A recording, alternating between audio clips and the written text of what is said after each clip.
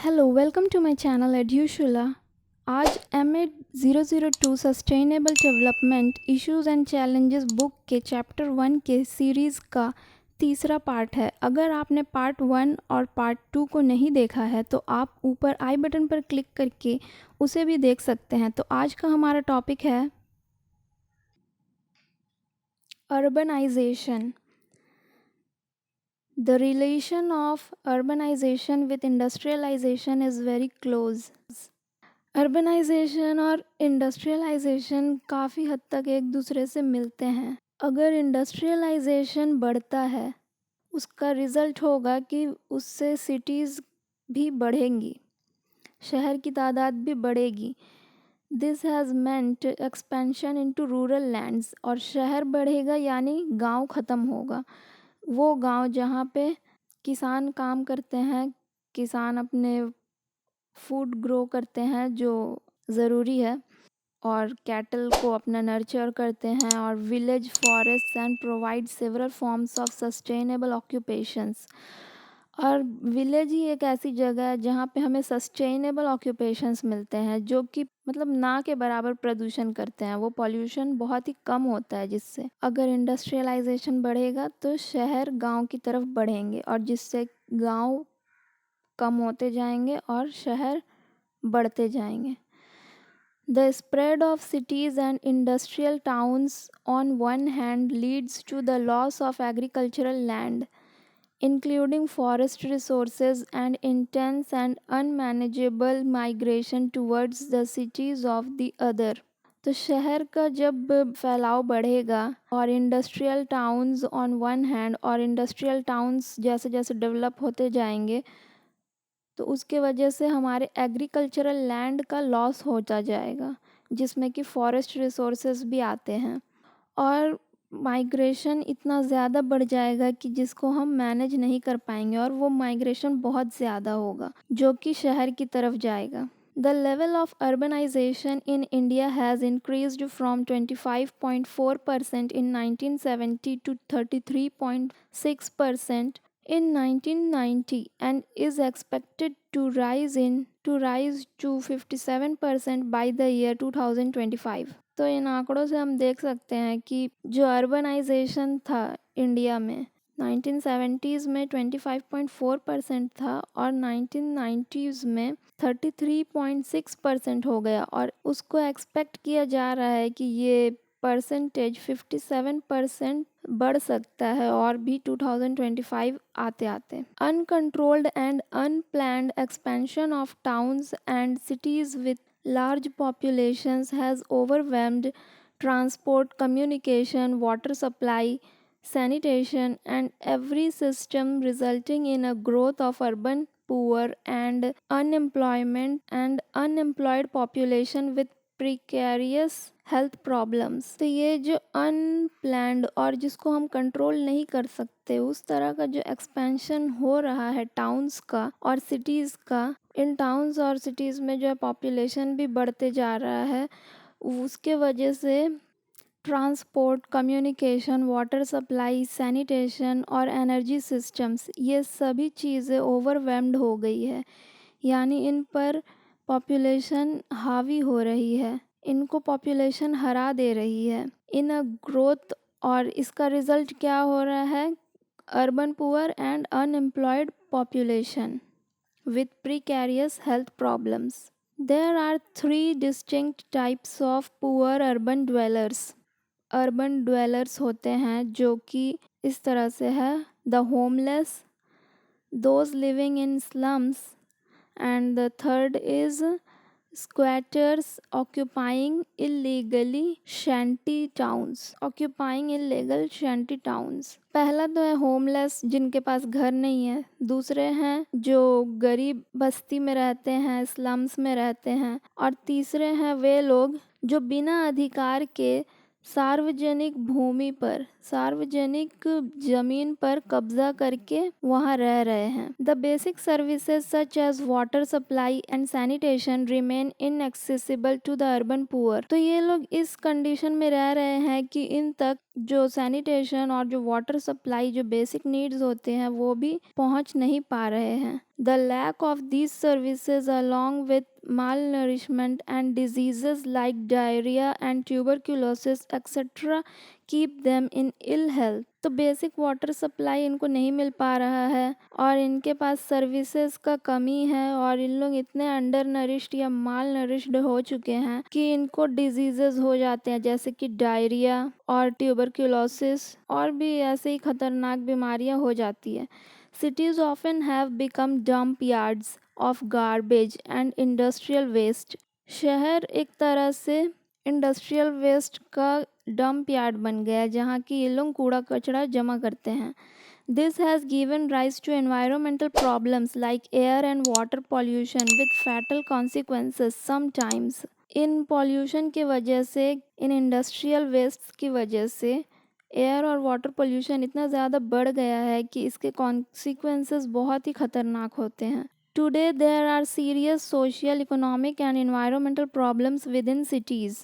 तो आज बहुत ही सीरियस सोशल और इकोनॉमिक और इन्वायरमेंटल प्रॉब्लम्स को सिटीज़ फेस कर रहे हैं। The impact of urbanization is the cities consume raw materials from surrounding regimes and generate waste and pollution। Urbanization का ये असर हुआ है कि सिटीज़ रॉ मटेरियल को इतना कंज्यूम कर रहे हैं कि वो लोग बहुत ज़्यादा वेस्ट और पॉल्यूशन भी बढ़ा रहे हैं।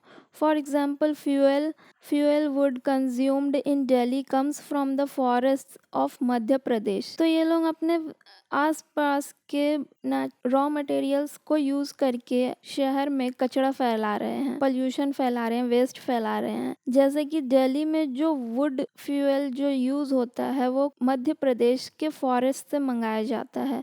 Thus the commercialization and greater demand of fuel wood in a city leads to deforestation in a far off area. जिस तरह से फ्यूल का आजकल कमर्शियलाइजेशन हो रहा है और इसका डिमांड जितना दिन ब दिन बढ़ रहा है, इसकी वजह से कहीं दूर के इलाके में डिफॉरेस्टेशन को फेस करना पड़ रहा है उन लोगों को।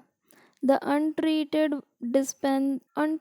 dispersal of the waste generated by the cities into river water sources results in their contamination। ये इंडस्ट्रीज अपने यूज्ड वाटर को या वेस्ट को बिना ट्रीट किए अनट्रीट वाटर ही रिवर्स में छोड़ देते हैं, जिसका रिजल्ट पानी में ऐसे कण आ जाते हैं जो कि वाटर सोर्सेस को बहुत ही ज़्यादा गंदा कर रहे हैं। This has a serious repercussions on the aquatic life as well as downstream human settlements। तो इसके बहुत ही खतरनाक रिजल्ट्स होते हैं जो कि एक्वाटिक लाइफ और डाउनस्ट्रीम के जो लोग हैं उनके लाइफ को बहुत ज़्यादा अफेक्ट करते हैं। The vegetation of the surrounding areas is also affected. वहाँ आसपास में जो पेड़ पौधे उगाए जाते हैं वो भी अफेक्ट हो जाते हैं। For example the acid rains which are detrimental to the vegetation and aquatic life in Europe are the result of severe air pollution caused by the industrialization of the neighboring countries। इसका example है जो Europe में acid rains हुए थे, उसका कारण था उसके आसपास के नेबरिंग कंट्रीज़। उन लोगों ने जब इंडस्ट्रियलाइजेशन किया तो उनके पोल्यूशन की वजह से यूरोप के वेजिटेशन और एक्वाटिक लाइफ एसिड रेन्स की वजह से डिस्टर्ब हुए। Further the proximity of rural settlements to urban centers results in spin-offs for the rural economy. तो इस तरह से हम पाते हैं कि रूरल सेटलमेंट्स का अर्बन सेंटर्स के साथ नज़दीकी जो बढ़ रहा है उसके वजह से रूरल इकोनॉमी पर बहुत ही ज़्यादा असर पड़ रहा है।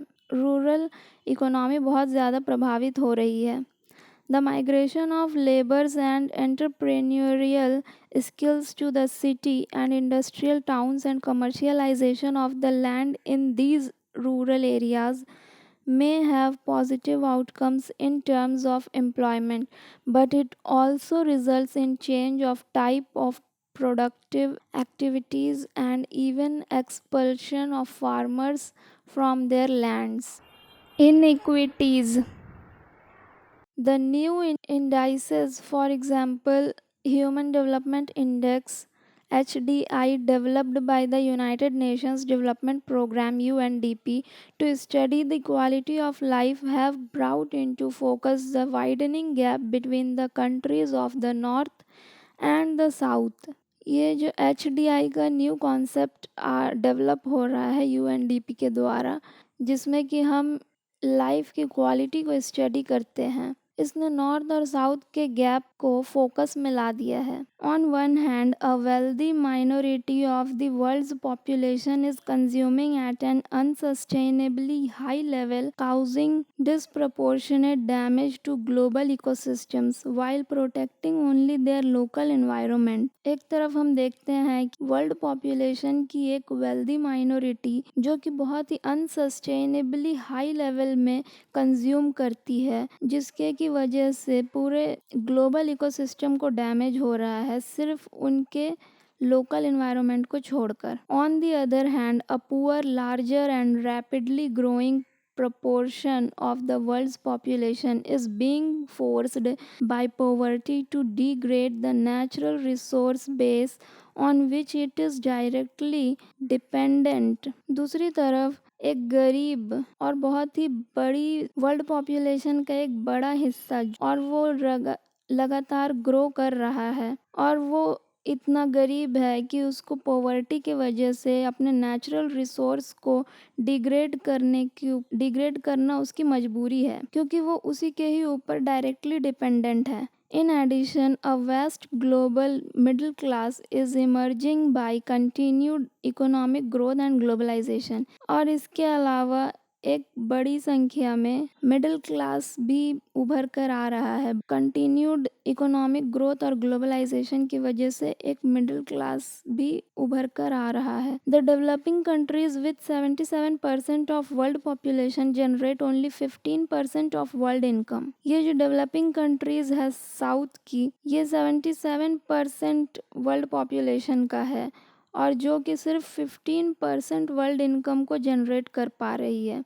The average GNP per capita in the north is $12,510, which is more than 18 times the average in the south, which is $710। एक एवरेज GNP पर कैपिटा यानी एक आदमी की औसतन आय नॉर्थ कंट्रीज में $12,510 है, जो कि साउथ कंट्रीज का 18 टाइम्स है, 18 गुना है। South countries, the UNDP estimated in the last decade that the number of poor is going to increase in the coming decades. UNDP का ऐसा मानना है कि अंतिम दशक में जितनी गरीबी बढ़ी है, आने वाले दशकों में उससे और ज़्यादा गरीबी में इंक्रीज होगा और ज़्यादा बढ़ोतरी होगी। This increase is largely related to the unfair developmental policies being pursued by international trading institutions. International trading institutions जो अनफेयर डेवलपमेंटल पॉलिसीज को अपना रही है, उसी ने इस गैप को बढ़ाने का काम किया है नॉर्थ और साउथ का। The key issues are how to add value to agriculture and cottage industries produce at the production site itself, as also how to provide welfare funding to institutions catering to the poor children, destitute women and Dalits who have remained marginalized, and reduce the gap between the haves and the have-nots that is increasing in the process of economic globalization। तो इसका main problem है कि हम किस तरह से agriculture और cottage industries में वैल्यू ऐड कर सकते हैं, ताकि इतना वैल्यू ऐड कर सके कि ये लोग खुद से प्रोडक्शन साइट पर खुद से ये लोग प्रोड्यूस करें। इसके अलावा how to provide welfare funding to institutions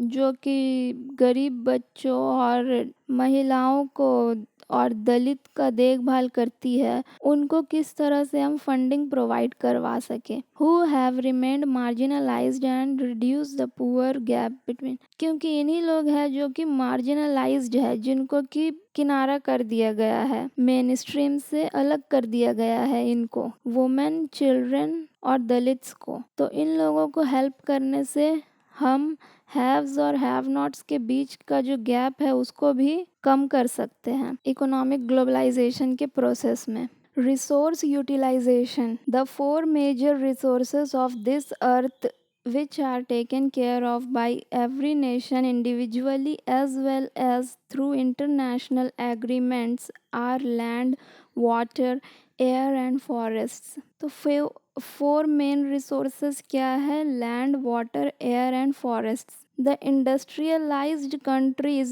such as the G8 Organization for Economic Cooperation and Development OECD and European Union EU, which have less than 23% of the world population, have been consuming resources that are several times more than that being consumed by the whole Asia, Latin America and Africa taken together। Industrialised countries जो कि G8 countries हैं, European union, OECD, ये सभी industrialised countries जिनका कि population, world population का सिर्फ 23% है, ये लोग अपने पॉपुलेशन का कई गुना ज़्यादा कंज्यूम कर रहे हैं resources.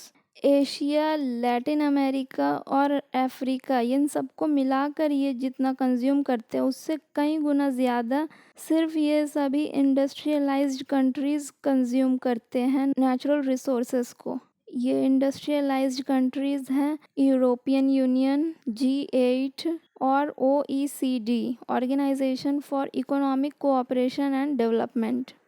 The energy consumption of one US citizen is equal to more than 160 Tanzanians or 900 Nepalis।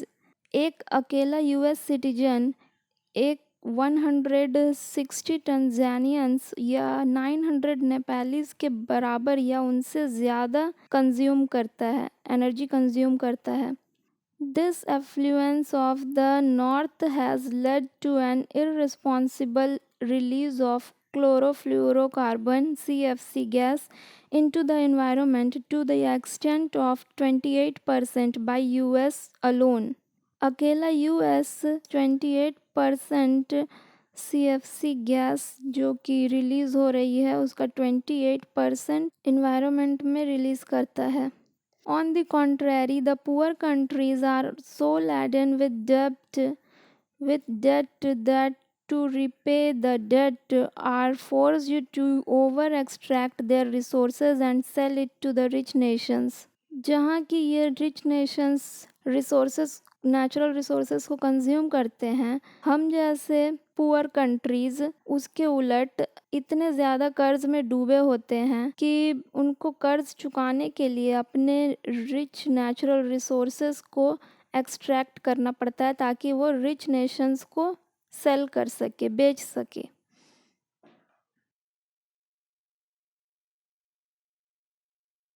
Origins of sustainable development। The origins of sustainable development can be traced back to the 1960s when the writer and scientist Rachel Carson published her book The Silent Spring in 1962। This book drew attention to the destruction of wildlife by use of pesticide DDT, dichlorodiphenilyl trichloroethane। Rachel Carson ने जब अपनी book the silent spring को 1962 में publish किया था तो उसमें उन्होंने वाइल्ड लाइफ डिस्ट्रक्शन के बारे में डीडीटी पेस्टिसाइड यूज़ करने की वजह से वाइल्ड लाइफ का जो डिस्ट्रक्शन हो रहा था उसके तरफ लोगों का ध्यान आकर्षित किया था। उस टाइम ही सस्टेनेबल डेवलपमेंट पहली बार इस कॉन्सेप्ट का डेवलपमेंट हुआ।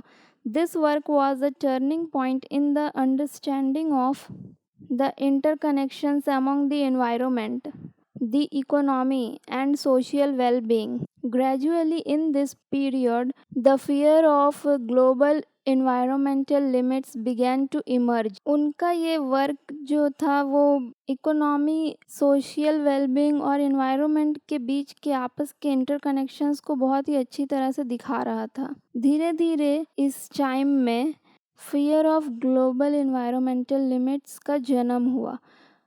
Soon after the animal population, biologist Paul Ehrlich published the book Popular Bomb in 1968 on the connection between human population, resource exploitation, and the environment.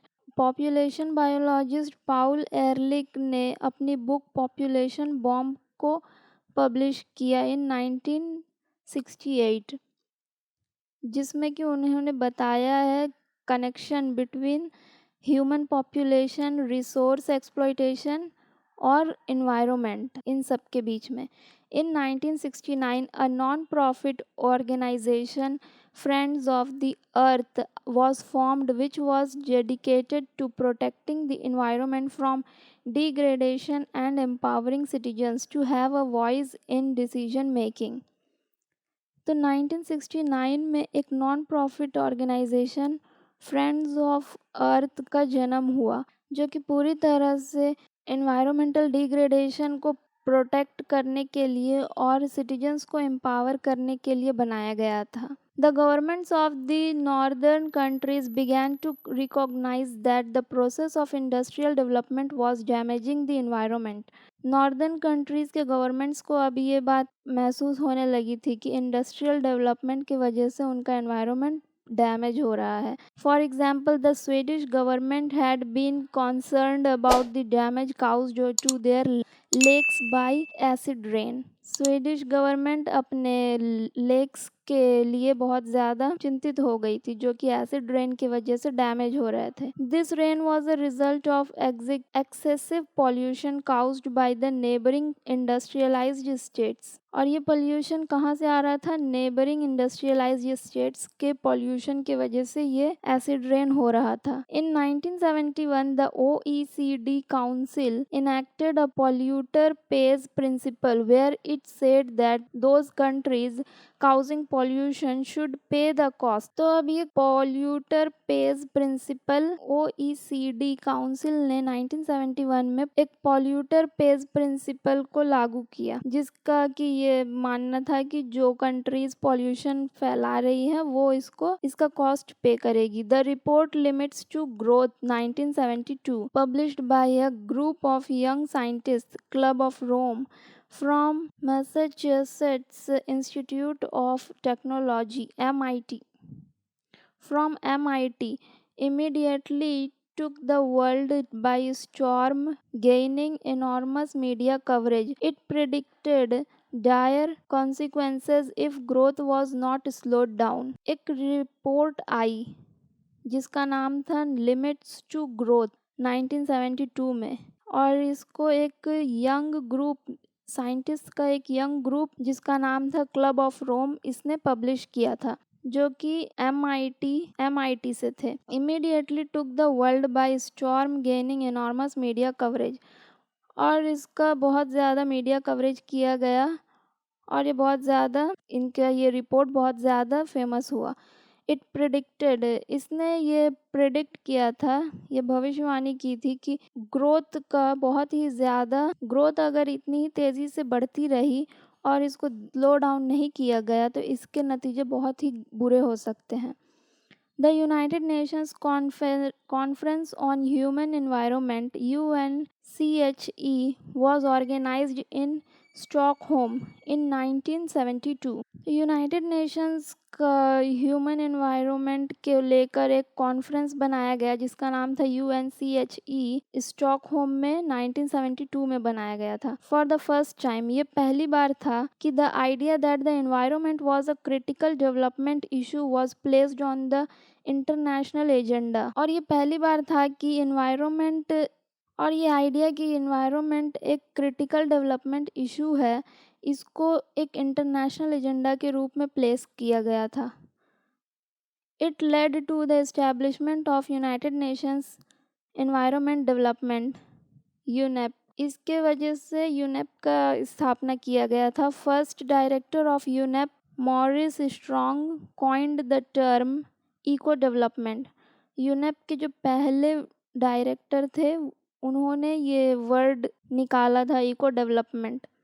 Which integrated development with environment protection, जिसने कि development के साथ environment protection को जोड़ा। Since then many milestones have marked the journey towards sustainable development, इसके बाद से ही बहुत सारे माइलस्टोन्स तय किए गए सस्टेनेबल डेवलपमेंट की जर्नी को लेकर। The concept of sustainable society emerged at a study conference on science and technology for human development convened by World Council of Churches in 1974। Science and technology for human development conference में sustainable society नाम के concept का जन्म हुआ और इसको world Council of churches ने 1974 में सस्टेनेबल सोसाइटी को बनाया। Interestingly the concept did not deal with environmental conditions but started with the principle of equitable distribution, which subsequently became the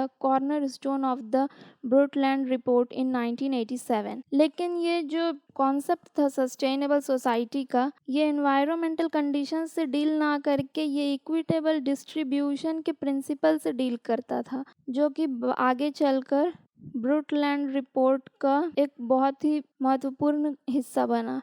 Sustainable society also involved the concept of democratic participation, which became important nearly 20 years later at the Rio Earth Summit 1992। Sustainable society के अंदर एक और concept था और वो था democratic participation का, जो कि बहुत ही ज़्यादा इम्पॉर्टेंट था nearly 20 years later at the Rio Earth Summit. Rio Earth Summit जो कि 1992 में हुआ था, उसका एक बहुत ही ज़रूरी हिस्सा बन गया था। Yet another term, sustainable development, emerged in the World Conservation Strategy (WCS) in 1980, published by the International Union of Conservation of Nature and Natural Resources IUCN by two scholars, Eva Balfour, a soil scientist, and Wek Jackson, a geneticist from the International Institute for Environment and Development। IUCN यानी IUCN international union of conservation of nature and natural resources के दो scholars, Eva Balfour जो कि एक soil scientist थे और वेक Jackson जो एक जेनेसिस्ट थे, from the international institute for environment and development, और ये IIED यानी इंटरनेशनल इंस्टीट्यूट फॉर एनवायरनमेंट और डेवलपमेंट से थे। इन लोगों ने एक और टर्म को निकाला जो था सस्टेनेबल डेवलपमेंट, जब उन्होंने वर्ल्ड कंजर्वेशन स्ट्रैटेजी WCS को 1980 में पब्लिश्ड किया। During UN conference on environment and development UNCED in 1992 at Rio de Janeiro, the term broadened up into a full concept of development, bringing together a government and non-government organizations, industrialists, scientists, community groups, and grassroots organizations। UNCED के एक conference जो कि 1992 में Rio de Janeiro में हुआ था, उसमें इस टर्म को सस्टेनेबल डेवलपमेंट टर्म को और भी ज़्यादा ब्रॉडन किया गया, इसका पूरा कॉन्सेप्ट को डेवलप किया गया और इसको गवर्नमेंट और NGOs और इंडस्ट्रियलिस्ट्स, साइंटिस्ट और कम्युनिटी ग्रुप्स और ग्रास रूट्स ऑर्गेनाइजेशंस के साथ जोड़ा गया। It became one of the most important interdisciplinary concepts that swept through studies on environment, economics, sociology, political science, life sciences and gender। ये एक बहुत ही important interdisciplinary concept बन गया जो कि बहुत सी स्टडीज़ को एक साथ लेके आता है, जैसे कि environment, economics, sociology, political science और लाइफ साइंस और जेंडर, इन सब का मिश्रण है। By 2000, the concept of sustainable development became firmly settled as a guiding document in all international organizations। Her international organisations का एक गाइडिंग डॉक्यूमेंट बन गया था 2000 तक ये सस्टेनेबल डेवलपमेंट का concept. Since then, UN member states have been publishing reports on the national status of sustainable development programs and strategies and submitting them to the specially created UN body called UN Commission for Sustainable Development. और उस time तक UN के जो member states थे वो लोग reports publish कर रहे थे ऑन नेशनल स्टेटस, अपने नेशनल स्टेटस पर सस्टेनेबल डेवलपमेंट प्रोग्राम्स का और इसके स्ट्रैटेजीज़ का और इसको किस तरह से वो लोग अपने स्टेट्स में लागू कर रहे हैं इसका रिपोर्ट्स वो लोग पब्लिश करते रहते थे to specifically created UN body, जो कि स्पेशली यूएन बॉडी का एक हिस्सा था जिसका नाम था UN commission for sustainable development CSG. ये रिपोर्ट्स वे लोग CSG में पब्लिश करते थे. The term is modified for different user groups as sustainable human development, sustainable economic growth, sustainable socio-economic development and sustainable local governance, and very recently in 2004 information communication technology ICT for sustainable development. इस term को बहुत अलग अलग तरह से modify करके अलग अलग यूज़र ग्रुप्स के साथ अलग अलग यूज़र ग्रुप्स के लिए अलग मॉडिफाइड इसका टर्म रखा गया, जैसे कि sustainable human development, sustainable economic growth, sustainable socio economic development और सस्टेनेबल लोकल गवर्नेंस. और बहुत ही रिसेंटली 2004 में ICT for sustainable development, ICT यानी information communication technology for sustainable development.